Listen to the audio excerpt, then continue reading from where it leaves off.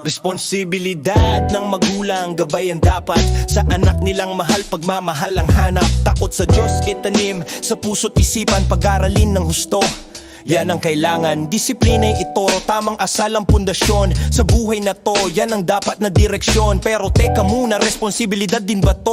O sadyang tungkulin lang ng bawat isa sa mundo? Pamilya una, bago ang lahat. Tahanan ng pag-ibig, hindi dapat magpanggap. Magulang, anak, kapatid, sama-sama sa paglalakbay. Sa hirap at ginhawa tayo magkaagapay. Responsibilidad ng anak, sundin ng magulang, maging kaagapay sa lahat ng larangan. Alituntunin nila, dapat nating igalang. Mag-aral ng mabuti para sa akin na bukasan. Hindi lang sarili, pati na rin ang pamilya. Ating pagsikapan, tagumpay ay makamtan. Kapatid, kapamilya, isa ring responsibilidad. Mahalin, alagaan, walang alinlangan. Sumunod sa patnubay ng magulang na gabay. Maging katuwang nila sa pag-abot ng tagumpay.